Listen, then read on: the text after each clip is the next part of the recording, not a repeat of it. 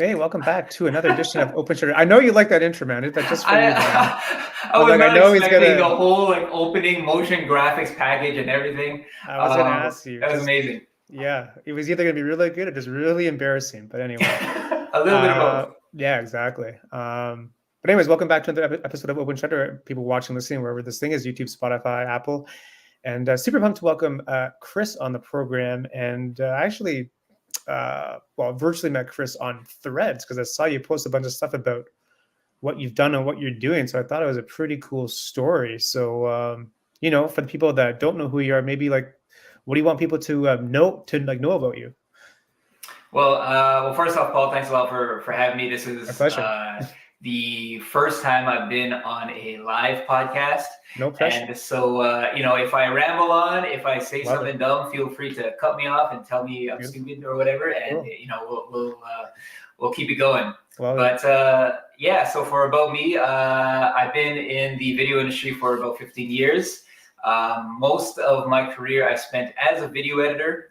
I've worked at small production companies, at creative agencies. I spent a good chunk of my career working at Rogers Sportsnet over here in Canada. Yeah. At first, I was a video editor for the radio department. And so I was editing for all the radio stations, all the Rogers owned radio stations across the country. So like, CHFI here in Toronto, Kiss 92, but also, the top 40 version in Vancouver, Ottawa, so on and so forth.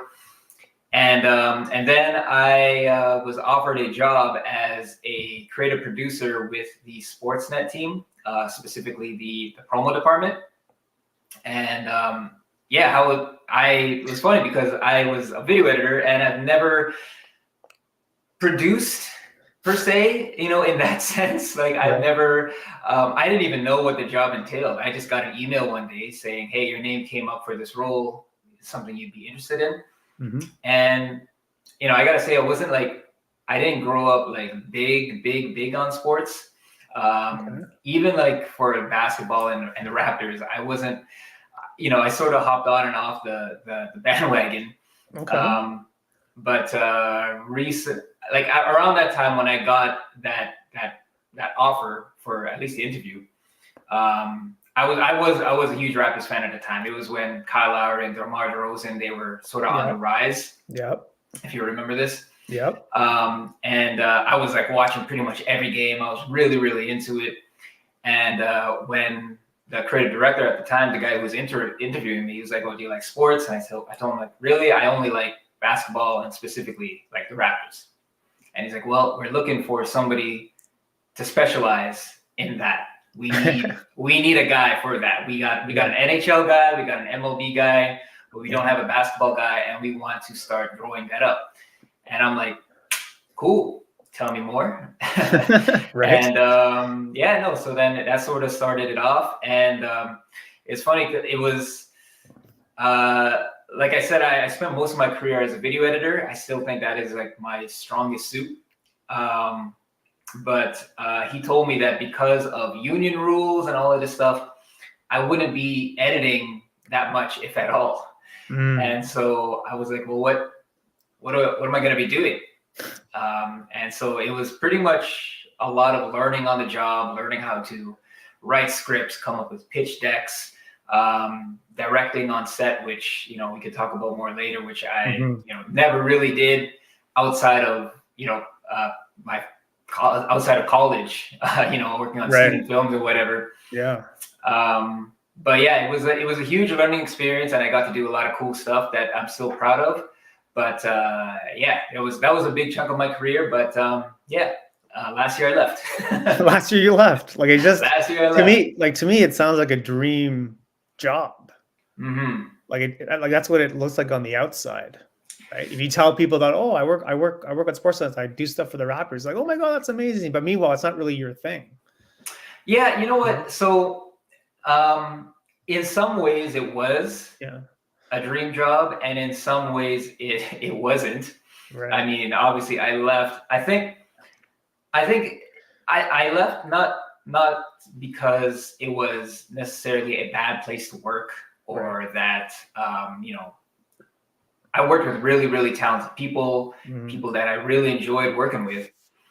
It was a place that I learned a lot. It was easily the place where I was there the longest out of every company that I worked for. I was at Rogers for 10 years. Yeah, that is a good amount of time, man. It was a good amount of time. And specifically for Sportsnet, it was about 6 or 7 years. Yeah. And yeah, so I got to, especially as a Raptors fan, sure, do a lot of like really cool stuff. And it felt, at times it did feel like a dream job. Like when I was directing on set at media days and telling you're with Pascal, you're with, like. Yeah, it was, I mean, obviously the first time I did it, I was super, super, super nervous. But, being able to do that stuff and little things like getting, OG Anunoby to laugh, who was notorious for being like, stone face and all that stuff. Although it's sort of, I always thought that that was a little shtick for him. Yeah. But yeah, it was a dream job in that sense, and I got to work on some really, really cool stuff. But I just always felt that there was a sort of like a wall that I hit, and like on a personal level. So something that I heard of, like it was this quote that I heard from this motion designer when I was like pretty much out of school. I was first job as a video editor. It was maybe like a slow day, so I'm watching a whole bunch of tutorials. And this guy named Nick Campbell, he owns a company called Grayscale Gorilla, if you're familiar. Anyways, I remember he said something along the lines of, "If you're the best in the room, find another room." Yeah, I agree with that. And man, that like stuck with me like just to the core. And it's I'm not in that sense, I'm not like a competitive guy. Like I'm not like out to be like, oh, I want to be the better video editor than you. I want to be the better. I want to beat you. It was more like the best version of myself. Right. You know what I mean? Like just comparing to myself. Sure. And so, all these jobs that I quit, I felt that I was the best. I felt like I was the best version of myself at those moments. And I'm like, I gotta go somewhere else where I suck. I want to get better. Wow. I want to learn. And so, not to say that I was the best producer or the best person at Sportsnet.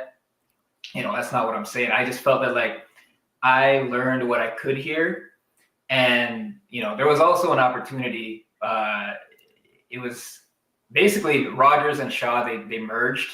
If you're familiar with all these things that happen in Canada, for anybody who's anybody's watching who's not in Canada, basically these two companies merged. Yeah. And Rogers was offering people who wanted to leave the company package. And I was like, well, I've never heard about this before. And a lot of people are like, yeah, this is very, very rare. And I just saw it as sort of an opportunity to go outside my comfort zone, as just like, going on a podcast for the first time. Sure. And, kind of seeing what I could do outside of these walls and, being my own boss kind of thing. Takes balls, man. It does. Package or not, like people get comfortable in roles, right? Like when that you're the best, you just get into like the machine of just doing your thing every day, and there's some people like to stick to that because it's comfortable. Oh, 100%. And I'll say this, like I don't blame anybody for working at a company. Sure, I totally 100% get it. I have a family. I got kids. Yeah. I have a mortgage. Yeah. And it's definitely, it was a scary decision that me and my wife made. But I just, sounds super cheesy, but I didn't want to live in regret. Sure, and I sort of felt, I felt confident in myself. Like it's still scary, and it's still like, oh my gosh, what the heck am I doing? But there's a side of me that's like, you have put in the work. you have, a relatively good work ethic. People say that you're good at what you do. Yeah. And so let's put that to the test. Okay. So were people surprised that you left? Like that you actually took the package? I think so. I think like my friends and people who I don't normally talk to, were a little bit surprised, but people that I worked with were not. I had a boss. Well, he was like my boss's boss at the time, and it's crazy. The whole situation was crazy. Like, so they announced it. They said, okay, we're doing this voluntary leave program.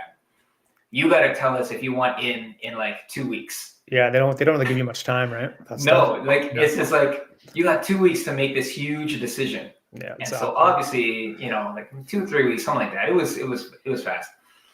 But I remember walking into my former boss, who's I really looked up to him, and I was really, really cool with him.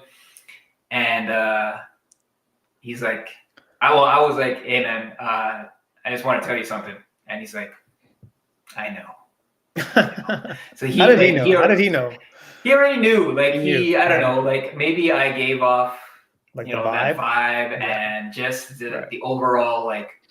I was trying to make moves within the company that I thought were fitting to me in terms of like I made it known that I wanted to move up. Yeah. Okay? Like I made it known that, hey, I want to be a senior producer, or I want to move to the features team, or at the time there was a show called The Raptors Show.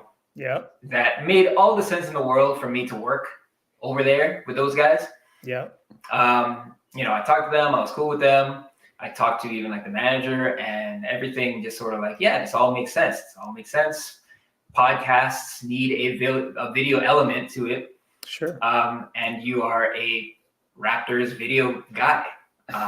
Be part of the team. And I'm like, yeah. This all makes sense. Yes. Yeah, I know. Sounds good, man. In the corporate world, things just don't happen like that. I mean, sometimes they do, and I'm not gonna blame anybody else. I'll just say, like, for whatever reason, it just didn't happen. And so I was like, you know what, I gotta start doing things on my own and being in control of like my own destiny and all of those things. Right. And so I took the package and I dipped. Congrats, man. That's awesome. I think that's an awesome story, to be honest with you, because not everyone's going to do that, right? So, So then, it's definitely scary. Yeah. Yeah. So then, what was like the next step then? Like once you left. Oh man. So I knew that I needed a little bit of a break, but like in terms of like, I wanted to work, but I wanted to sort of experiment.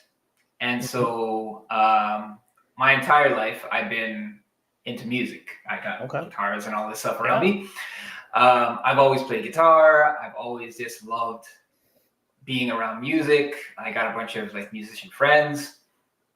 And I wanted to try producing my own music and just sort of getting into that. And so I started making like, I purchased, like I got Ableton, and like I bought some like MIDI keyboards and all of this stuff, and just bare bones stuff, because I wanted it to be I'm just sort of experimenting. And so I started making my own beats, and I even started like making like a YouTube channel about how I made some music and all of that stuff, which was sort of like my first foray into YouTube and finding out all about the YouTube world, which it's actually kind of funny that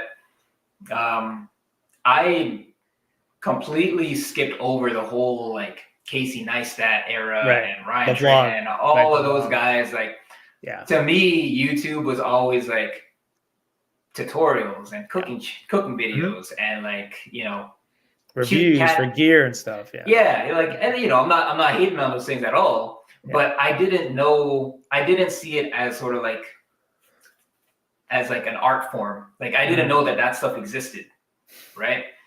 And that part of me that was sort of like, oh man, people are creating stuff just for themselves. Like they are creating stuff that they enjoy, and they are making a life. Yeah, it's weird, right? Though. Because I've been working at different companies and making stuff for them. Yeah.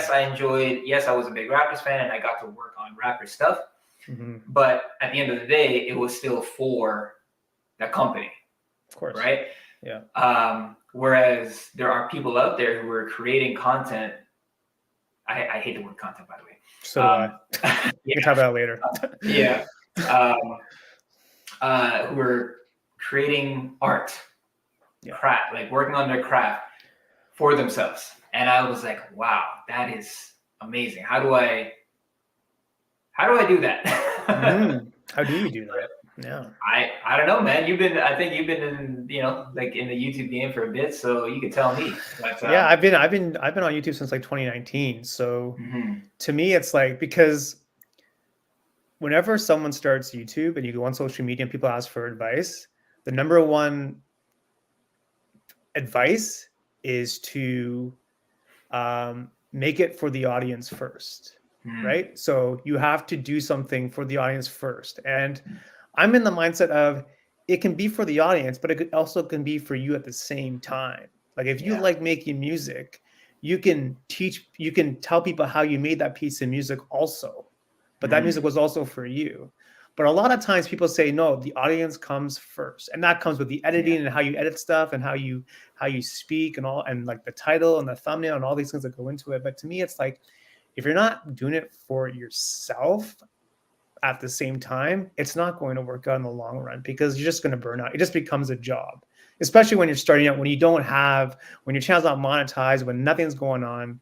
It can be very self-defeating, right? So that's why I kind of like your point of, when you make stuff for other people, even though it may seem like it's a dream role with like the Raptors and Sportsnet, you're still making something for someone else. It's not really your thing. It's not your art. It's someone else's art, because you have to answer to their questions, their deadlines, what they want. They want this brand of red. You want that brand of red. It becomes a whole thing. Like it becomes different. It just becomes different. So there's like this tension, right? Because no, it has to be this way. And your boss is like, no, make it 16:9. It's like, that looks horrible. It's like, right. Yeah. Oh man. Like you're just sort of like bringing back, PTSD or something of just memories of just like, like there's as an artist, I always cared about the craft of things, and the artistry of video. And so when I would work on a project, and I'm not against feedback if it's for the greater good of the project, if it's for the greater good of the craft, right? Yeah. That's perfect. Like, tell me if something is crap, if it makes the overall thing better, because everyone has their own point of view, their own history, their own taste, and it's how it all comes together. As long as it makes the end product better, I'm all for it. Yeah. Is this feedback that was just for the marketing purposes of things? I mean, the go-to is like, oh, make the logo bigger. It's like, that is, it's stuff like that. That's like, okay, if I make the logo bigger, it's going to take away from it feeling like art. And now it's more of like a billboard, like a piece of commerce or whatever it is. But I still get it. Like, I understand why they want the logo bigger, but it's just like, God, it just doesn't look good anymore, right? Yeah. Especially when it's coming from people that don't really understand what you're doing. Yeah. Like sometimes I'll just speak in like general terms, but sometimes you might be in a role where your boss may have no idea what video editing is. It's like, that doesn't make any sense. Yeah, yeah, for sure. Like, I will say that, people in my team and like my bosses, for the most part, we were all creative people. Like, we were the creative department, so we understood that process. It was more so like the marketing teams, and obviously with Rogers being such a huge, you have different company, cooks in the kitchen. You have like 12 cooks in the kitchen trying to like make one dish. and then like, you know, the VP of marketing and his boss's dog, and everyone had to like approve, you know, your stuff. Approvals. And you know, like a lot of them are so far removed from the process, and even far removed from like just a creative process. Like they don't know what everything entails. Like, okay, yeah, you want me to change the music, but do you know you gotta change much, it. You gotta change everything else then. Yeah, like you know how much work goes into that. Like, is there a reason why? Like, is there a marketing purpose for this? Is it just because you don't like? Yeah, right. Like, is it just because like you? Yeah, it's. I mean, these are so like simple things, but they're also big things too, right? I mean, I think that's what it kind of leads to, like people wanting to like do their own thing, because you sort of lose the spark of why you even started in the first place. Yeah. Like, so you know, if I find myself just trying to get that thing done and I don't really care how it looks, I just want it done, it's a sign to like reevaluate stuff, because now it just becomes like something you're just trying to get off the conveyor belt. Like you don't even care what the thing looks like anymore. Yeah, you just want to get off the plate. I don't care about this thing. And I got to those points, right? Like when I was working there, and you know, I think it's a combination of I was working there for a long time, and like maybe my growth, you know, stunted or whatever. Like, you know, but I was getting to a point where I was losing that creative juice, that creative drive, because of, you know, I was getting jaded, to be honest. Sure. And I was like, I can't do that. Like, if I lose my what makes me, right? Like, then what, right? Like, if I become jaded and just hate the process of creating, like that just, I couldn't let that happen. Of course. And the same thing applies to YouTube too, especially when I just mentioned, if you try to mix up with the audience only and you kind of like just ignore yourself, the same thing happens where you're just trying to get something off the conveyor belt because that's what the audience wants. You're not really putting your own kind of soul into it, right? So, I mean, YouTube is a very tricky space. Like there is no like magic formula to it. Like, I think it's just a matter of being consistent and just staying true, because I think in the long run, people will respond to people that are authentic and that they don't have like a secret agenda, right? So, I mean, you just gotta enjoy the process of making the video. And for people that don't really make videos, don't really understand what goes into it. You know? I mean, like before we hopped on the podcast, I just quickly looked at your own YouTube channel, and just like, you know, scrolled through some of the videos and all of that stuff. So much stuff there, man. Yeah, but they're also there for me too. Like, it's also for me. All the stuff I've made has been for me at some point. Out of curiosity, like, have you ever felt like, oh man, I wish I had more views, I wish I had more subscribers? Like 5 years ago, bro. 5 years ago. But again, like, that's not what it's about. Like, that's not what it's about, because to me, it's like you never know who's watching when.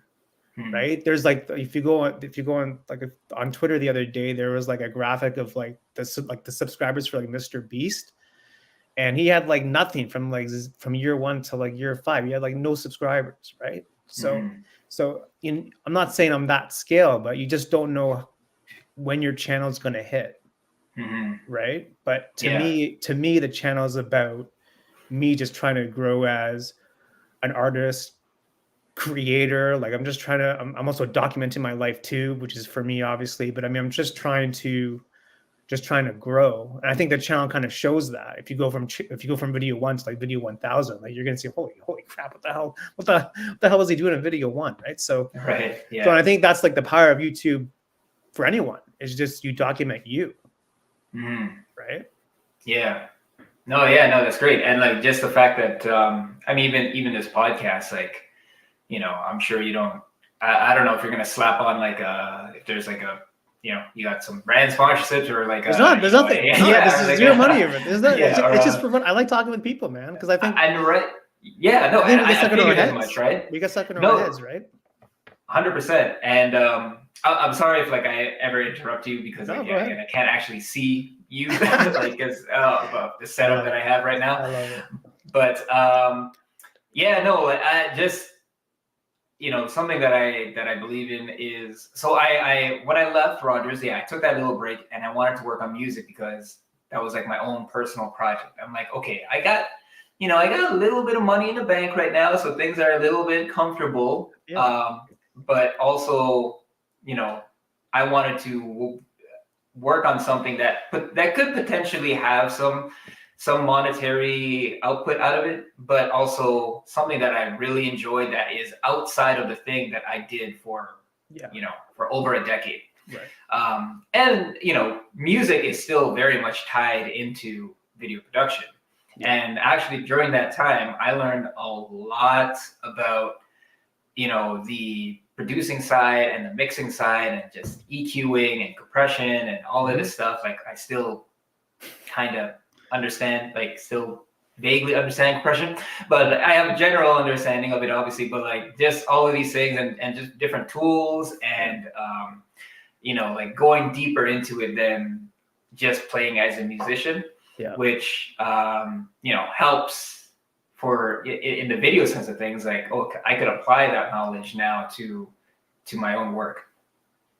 Yeah, exactly, man. Mm-hmm. Like these are also like like careers for people too.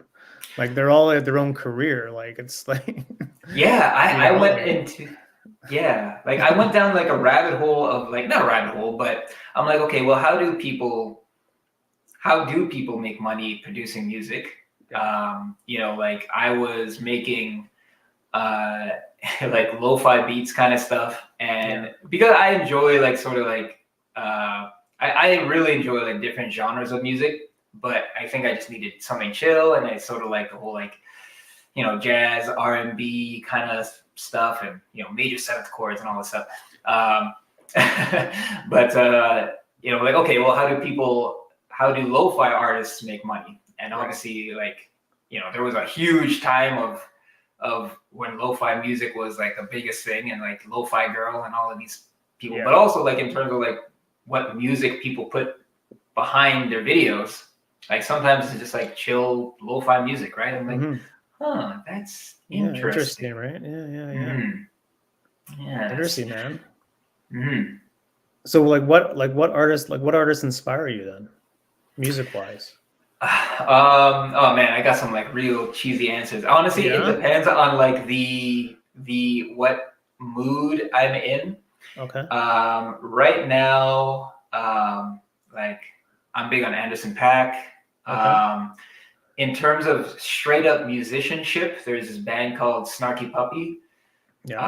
And they are just insanely talented musicians. It's just like whenever I listen to their music, I'm just like, how? Like, because they're like I don't know, like a 10-piece like band, like jazz, neo. I don't even know what genre of music they are. It's Snarky Puppy. Is that what it is? Yeah.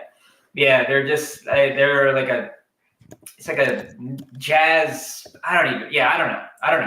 So people are gonna be like, they're not jazz. Like, they're not classic jazz, but they are. Okay. They're insanely talented musicians. Everyone from the horn section to the bassist. The bassist is actually the band leader.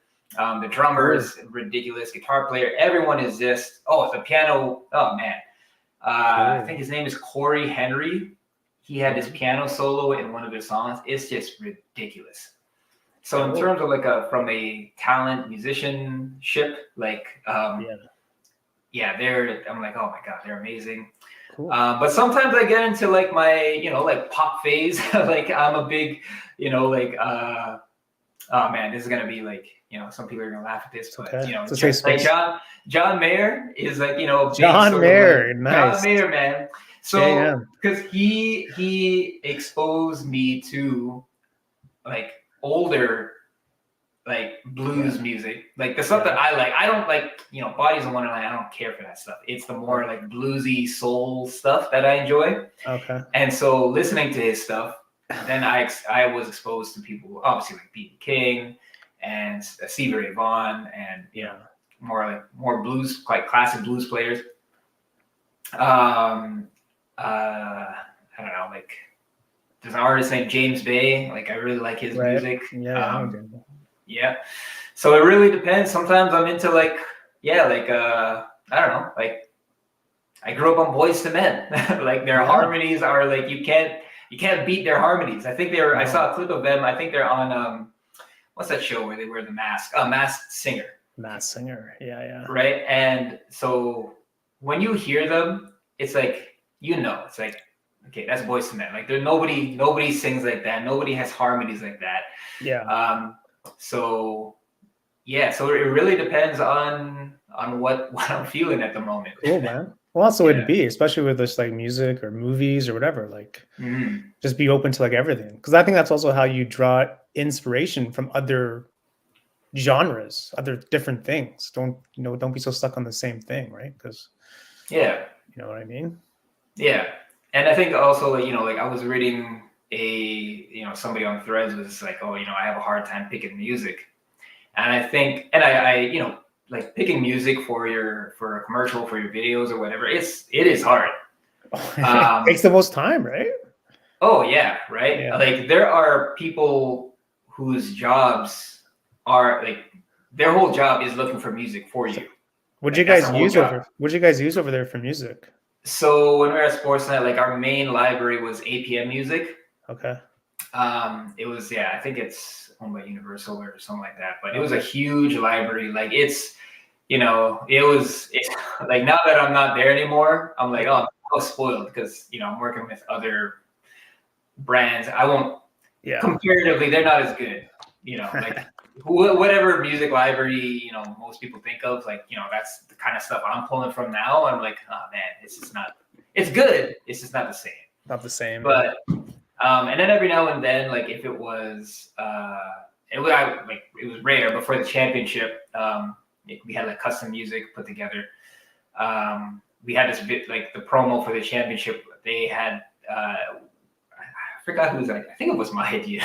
So long ago now. But they wanted to use a track "Ready or Not." Right. Like made famous by the Fugees and Lauryn Hill. Obviously, it was originally by the Delphonics, but we tried to get the licensing and all of that stuff for it, and so we did get the usage rights to use the lyrics from the Delphonics, but we couldn't actually get Lauryn Hill's vocals on it. So I was like, well, what if? Yeah, right. So I'm like, okay, well, so that means that we could use the lyrics, we could use the song, but we can't use Lauryn Hill. So can I get an artist to like make a cover? And they're like, yeah, that's what the usage rights means. And so I'm like, cool. And I used to take vocal lessons, once upon a time. And this amazing artist, she's a Toronto artist. Her name's Afros. Okay. I used to take vocal lessons with her, and I hit her up. I was like, hey, do you want to be Lauryn Hill for a bit in this Raptors promo? Wow. And so she came to the studio and did her best Lauryn Hill, and it was great. And it sounds good. It sounds, obviously so that's her. So that's her. Okay. So like, if you want to like play the promo or whatever, like cut to the promo right now, and then show that or whatever. You could hear her, and obviously it doesn't sound exactly like Lauryn Hill, but it's. And I told her like, yeah, be Lauryn Hill, but don't copy her like verbatim, because you can't. Like no one's gonna be like exactly like her, obviously. Oh man. So anyways, we had like a custom track produced, like the beat and everything. Like it was all produced from the ground up. And if I was into music production back then, like maybe I would have produced the beat myself. Maybe, right. But I was too busy with a whole bunch of other stuff at the time, so I was like, I wouldn't have had time to do it. What a story. Music licensing, right? It's always a good time over there, right? Oh man, they had a music supervisor who I talked a lot with, and he was a guy who dealt with, if they wanted to use AC/DC or whatever, like he would be the guy in touch with like the labels and all of that stuff. And at first I remember talking to him, I was like, oh man, your job sounds so cool. And he's like, bro, it's just like a bunch of emails like back and forth between like labels and figuring out how much we're gonna pay them and trying to work that stuff out. He's like, it has very little to do with music itself. I'm like, oh, yeah, business. okay, It's business. yeah. It's not music. It's not art. It's business. It's just Yeah. dollar bills, man. Dollar bills. Yeah.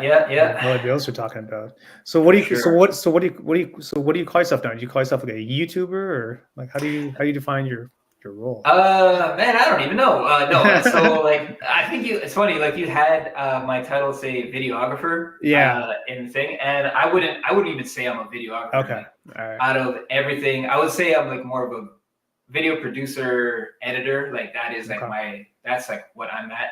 Okay. And it's because like, when you think of a videographer, you think of somebody who runs a camera, and like I can use a camera, and I'm decent at it, but it's definitely the thing that I have the least experience with, because every time I've worked, obviously as a video editor, you don't shoot, but when I started producing stuff, every time we had to go shoot, I would work with a camera op or a DP. Yeah. And so I'm out on the field or out on set with these guys who are way more skilled at me, with using a camera. And so, I was never really the guy who like held the camera and press record and all that stuff. Yeah. So I was like more like the guy who like, I know that I'm decent at the camera, and I have to like, shooting my own stuff. Like I know the fundamentals, which I think is way more important than whatever trending thing is going on. Yeah. But if I were to work, for my own content, I could shoot it for my own personal projects. I shoot it for my own, work, obviously. But if I were to work on like a huge project or anything like that, I would much rather hire somebody who is way more skilled than me to do it than try to figure it out myself. Like video production, there's so many. It's huge, right? There's so many things to it. Like you need to collaborate with other people. Like you can't do it all by yourself. Like you can to some degree, but you gotta know where your weaknesses are. Right? Sure. So yeah. And I think that's also why YouTube is so hard, because it's just you. At the start, it's just you. Some people get big and they have teams and all that, but at the start, it's just you doing it. Like you're doing everything. Like you're doing 12 jobs in one, which yeah, it's pretty insane, but that's what it is. And luckily, like I felt, and I will be, starting like going harder on YouTube soon-ish. But because I have that experience of being in video production, and from pre-production to scripting to planning to obviously shooting and obviously video editing, like I kind of had those things in the bag already. The one thing that that I guess sort of took me a little bit by surprise to some degree is like, when I worked in teams for pretty much my entire career, and then to all of a sudden do everything by myself, it's like just me. It's like, okay, I'm the guy who's planning everything. I'm setting up the camera. I'm setting up the lights. I'm doing everything. Right. Oh man. Okay. Like even somebody who knows what they're doing is like, yeah, this it takes time. It's just hard. And also there's like a level of like, I know what level of quality I want. Like I know 100% people can use their phone, just start dirty, just start. And I'm all for that. But I've developed a certain level of taste, I guess, just, for lack of a better word. Working in industry, like I want it to be a certain level of quality. So I will take the time to make sure my framing is right. Like before we stepped onto this, I'm like, okay, I'm hopping onto this podcast with this dude. Let me just, like make it somewhat nice, like a little bit. Like I'm still like, I don't like all of this negative space here, but I wish I had something to fill it up. Sure. But I just, I care about little things like that, which is just silly. But the small things are the big things, though. Yeah, like when you get to a certain level, then it really is all in the details. But I just say that just because like a lot of people who I've seen, who are starting getting into YouTube, they're always concerned about like the level of quality of their, like of their set, of their phone. And all just to me, just make the audio. Just make sure the audio is good. As long as the audio is good, people can suffer through like okay footage. But if the audio is bad, then people are just gonna turn it off. Yeah, that's my number one tip. Audio. Oh yeah, 100%. Like. Don't record beside like a fan or your, your whatever, or like ideally not in the street. Although there's this one AI like noise reduction program that I have that is like ridiculous. It's so good. I use it too. It basically takes away everything. Yeah. And sorry, excuse me. And audio is 100% important. And yeah, man, like all these phones are just like they're so good. Like compared to what I had when I started my career in video. In high school, we had a camera. Luckily, my high school at the time, like film and video was nowhere near as big as it is today. Right. But my high school was one of the few that had a film class. And so, my film class teacher, and that's really what sort of got me into everything. Really, me and my friends just joined it because we're like, all you do is watch movies. Like, cool. That'd be good. It's gotta be fun. But it was actually legit in terms of like, they bought, like the film, like the teacher, he bought a semi-professional camera. It was a mini DV camera. For all you kids, it's a little tape that you put in. It's not an SD card. Everything's on this little tape. It was a Canon XL1 something. Nice. And that was like my first foray. And like, I'm just saying this because like, it was a 480p camera. I don't even know if it was P. It might have been interlace. It was not a comparative to your phone, whatever phone you have in your hand right now. Like it just blows out of the water. The phones are shooting logs, so yeah, right. Crazy, man. Totally insane. Yeah. But to me, it's like, what makes a good video? Like what makes, in like your opinion, like what makes a good video? Oh man, I mean, first and foremost, I think it's like story is the most important thing. Yeah. The emotions that you're trying to convey, and the concept, right? Like, all of these things, those are the most important things, right? A lot of people think it is the camera and like your shots and even editing. As an editor, of course, like I think editing is insanely important. But if your initial concept, if the story that you're telling isn't there and you haven't developed that yet, then it's not that it's going to be impossible, but it'll be a lot harder to shoot it well, to edit it well, if that foundation is not there, right? And a lot of that, honestly, is like in pre-production. Like as a video editor, again, as somebody who spent most of my time in post, when I started getting into pre-production, I'm like, man, this is like way more important. Like just those initial stages, and even just something simple as like a paper edit. Because like when you're actually, what does that mean? Well, it's basically like you're editing you're arranging the shots and putting everything together on paper, like just a storyboard. Like a storyboard, then. It's sort of like a storyboard, or even just like writing up your shot. It's almost like a shot list kind of thing. Is just because writing things out, typing things out is just a lot faster than being in the video editing program. And so just things like that, like you do those things in post-production, and it might change. It probably will change, to be honest, like when we get into post. But at least if you have those foundations there, then that stuff makes everything else a little bit easier. Right. So I guess because like the trend is all short form, right? TikTok and Reels and YouTube Shorts, like to me, like you can't really do that in like a short form piece of content. It has to be the longer form piece of content to really get your message across, right?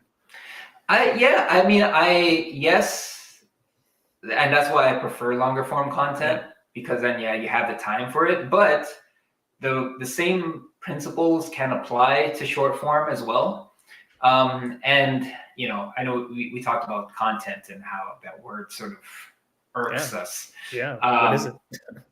Right? Like, because when you talk about content, it could be anything from, especially when we're talking about video. A video like content. One piece of content can be a dude farting in the wind, and the other one could be like, it's this beautifully shot, travel video or whatever, like something that, but they're both content. They both fall under the category of content, which is like, I'm like, man, they're clearly two different things. Yeah. But, I still think that the same thing can apply. And I think the reason why low like visual quality in terms of like, stuff that is not high production value, stuff that's not shot on like, a super expensive camera or whatever. So like people make video content with their phone and it goes viral, most likely because they have some element of storytelling in that video, right? There's some sort of like structure to it in terms of like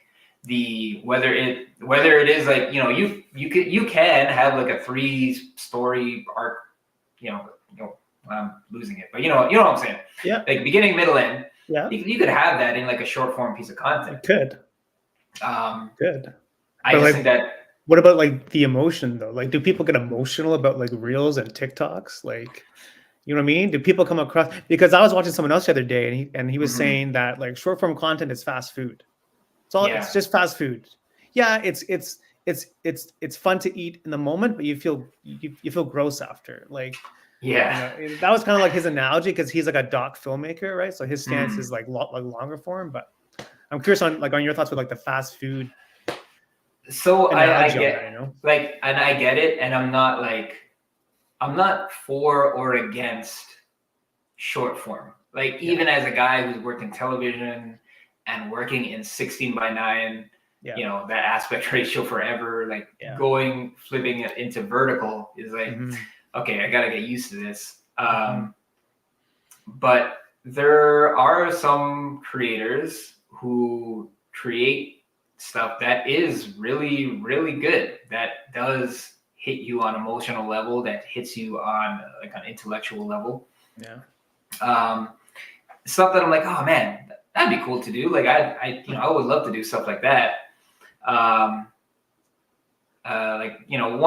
One creator is like, his name's Adrian Purr, like OMG Adrian, and he makes like really cool like content that's about obviously video production, but his packaging and how he does it is in a really interesting way.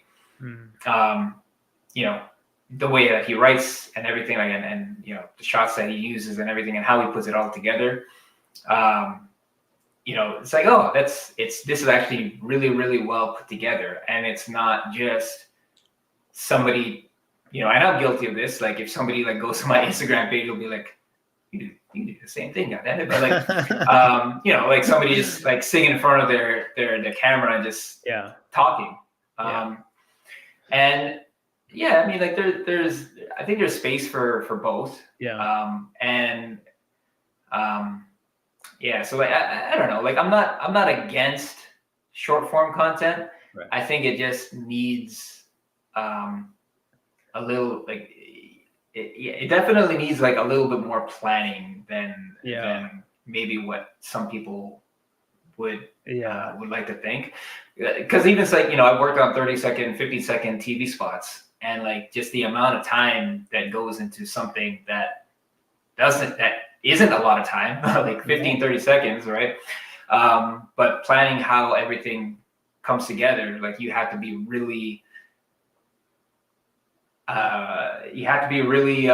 what's the word I'm looking for? Just creative, aware. Creative, and just like every word, every frame has to mean something.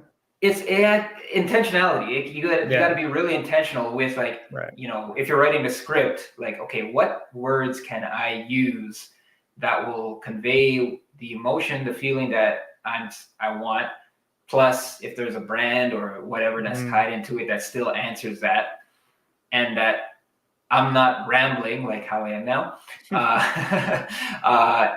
You know, how can I make it concise, and then how can I wrap it up? How can I include the CTA that, you know, the marketing team wants at the end?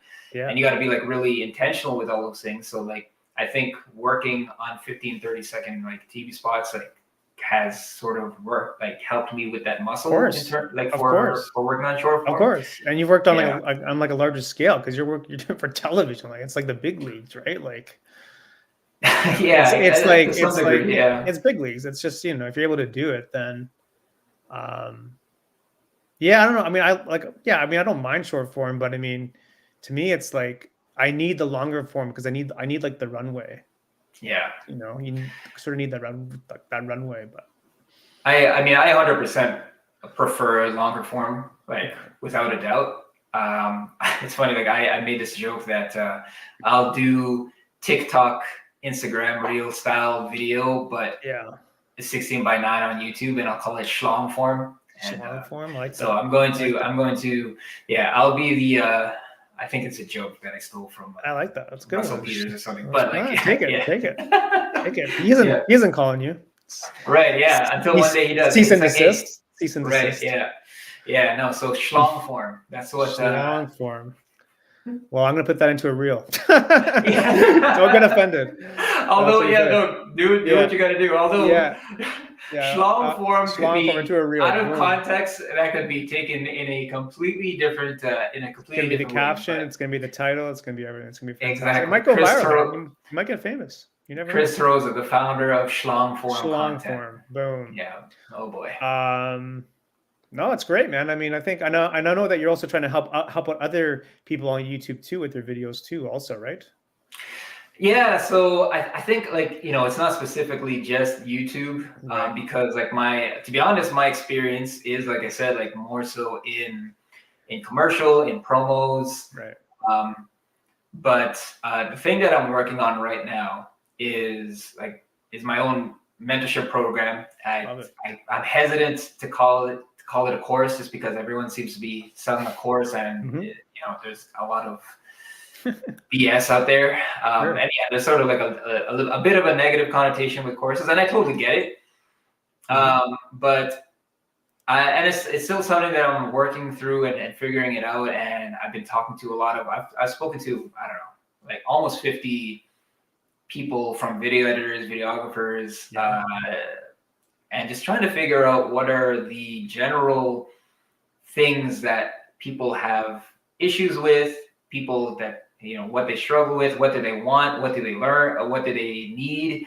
Because, you know, I don't want to do something that people can easily find on YouTube, right? Like, if you want to learn camera settings, even just like the fundamental stuff, like, you know, the rule of thirds and, you know, like 3-point lighting, like all of that stuff is on YouTube. How to use Premiere or whatever. Yeah, of course. And teaching that wouldn't be exciting for me anyways. Like, it's more about you know all the fundamentals. You know how to operate a camera fairly decently. You know how to edit fairly decently. But how do you put it all together? How do you make, and more importantly, like, how do you make stuff that like you're proud of, right? Stuff that, like, you know, when it's done, you're like, yeah, I'm proud of this thing that I just made. Whether it is a promo that, you know, a videographer is working for, you know, whatever brand or whatever company, or, you know, the mom and pop restaurant, or if it's for their own, like, you know, their personal stuff, like if somebody's like creating the content for themselves. I want people to, and it is important for me, like, to be proud of their work, and to see video as more than just content. More than just content. And I get it. Like, you know, the type of people that I want to work with are video creatives. Like, they have that desire to work on their craft, to be, I know it's sort of like, you know, it sounds kind of like blah, but but you know, they're artists, right? Yeah, of course. You know, because I relate to that. And you know, another thing that is important to me is working through imposter syndrome. Like a lot of people, I have it every day, bro. To, I have it every day. Oh man, like, and that's the thing. Like a lot of people are like, oh, how do you get over imposter syndrome? Yeah. I'm like, tell me. You don't. You don't. You don't beat it. Like you know how to deal with it. Yes. You like, you know, that's something that I have definitely experienced in my own career. Mm-hmm. You know, like an example is even just when I applied for that job for Sportsnet. Yeah. Oh man, like, so it's for this role, this creative producer role where I'm not going to be editing and I'm going to be working on like Toronto Raptors stuff. Like, what the heck? And so the imposter in me was like, well, I don't know, you know, in terms of like, you know, when we started talking about salary, right. I was just like, in my head, I'm like, oh, well, you know, like, I'm not that good. So, you know, I'll sort of like accept whatever he offers. Like maybe I'll fight a little bit. I think we went one round of like me negotiating, like, oh, you know, let's go a little bit higher than that. Mm. But after that, it was like, I'll just take it. Like, I'm not a producer. I'm not that good. I'll just take it. Right. But then like, that was the imposter in me saying, you know, that self-doubt in me that settled for that. Whereas, you know, now what I would have told myself back then is like, hey man, like, yeah, you're going to learn, like, you're not good. You don't have the experience as a producer. Sure. Yeah. And I get that, but you have the work ethic, and also they contacted you. They reached out to you for a reason, right? Yeah, if they didn't see something in you, then you wouldn't even be here for this interview. But they obviously saw something in you, so that means something, right? Mm-hmm. So, like, you're worthy to be here, right? Yeah. And so, you know, a lot of videographers and a lot of, you know, people, they talk about their pricing. How do I price myself?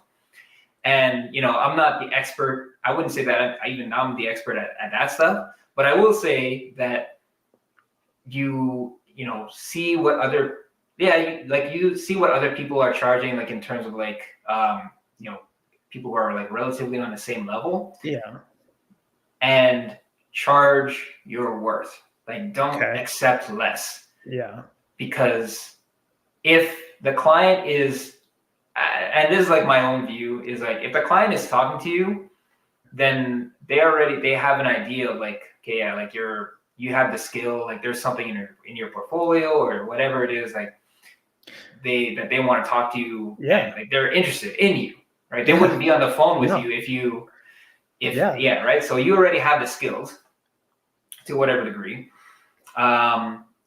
But if you were to accept like lower than what you think you're worth, just because you don't want to lose the client, I don't know. Like I have a feeling that like clients can sort of, I don't even want to say client, but people can sort of get a sense of that, right? Yes. It's like, oh, you know, this guy's like not super confident, and like, oh, maybe I could sort of take advantage of him in some way or another. Like there's mental things that go on. Yeah. And then you, as the creative person that's creating this stuff, like, yeah, you'll feel jaded. You'll feel you'll feel that you're being taken advantage of.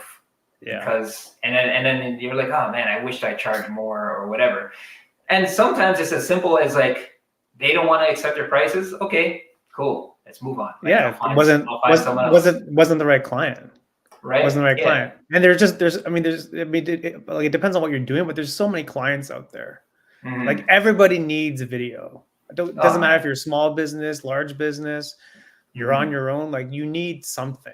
So so to me, it's like there's a million fish in the sea. You just got to find the right ones. Yeah. And I know that we sort of like deterred from the conversation of imposter syndrome, but like pricing like goes into that. Well, that's a big part. Yeah, of course. It's a huge part, right? And so, you know, a lot of people have talked about imposter syndrome, and again, like, I don't think anybody necessarily like overcomes it or it's gone. Like it's not out of their system. It's always there. It's always there. And I think it goes back to that saying, you know, that I mentioned earlier of like, you know, being the best in the room kind of thing.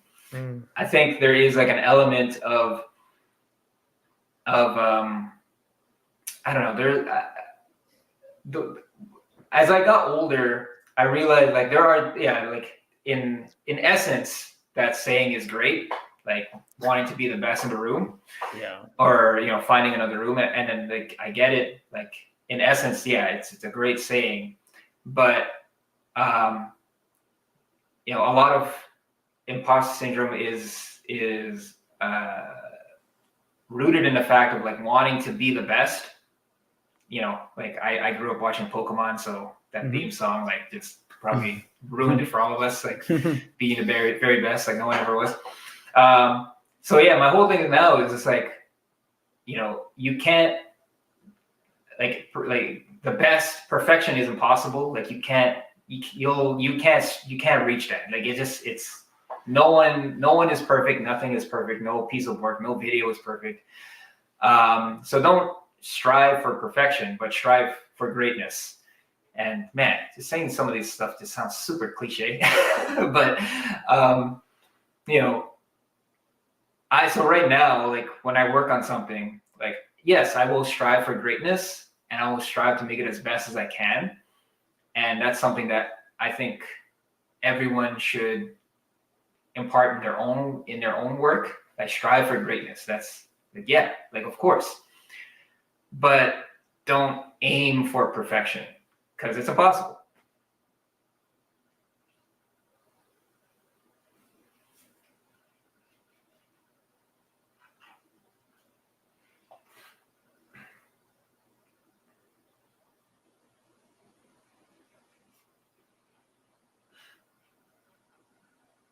It looks like I am still here.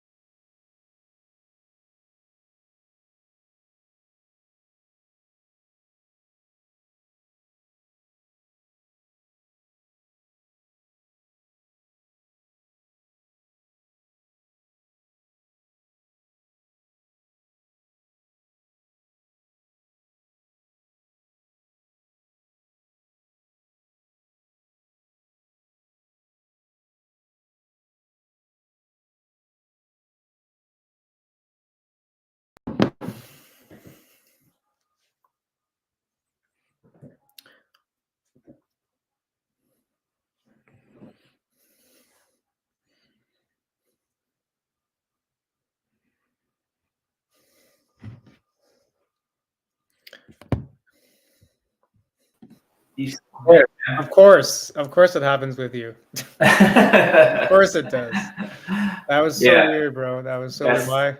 My apologies on that one.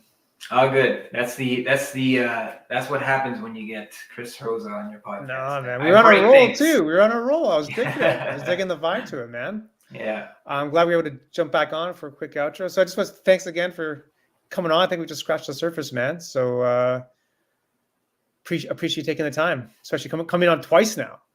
So is this 2 podcasts? Is this now 2 podcasts? I guess, yeah. It's a 1.5, I guess, or something like that. Yeah. Yeah, man.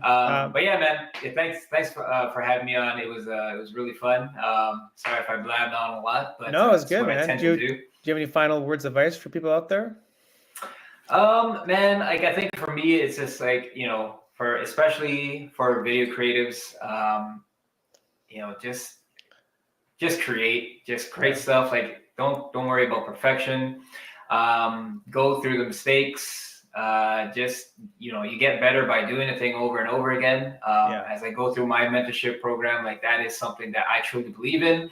Right. Like sure, like you can watch whatever tutorials and I could tell you and I could give you the advice, but realistically, you learn by just doing the thing over and over again, and ideally having someone guide you and helping you out as you make those mistakes so that your next one, maybe you'll make fewer, but at the end of the day, just create, enjoy the process, and just do your thing.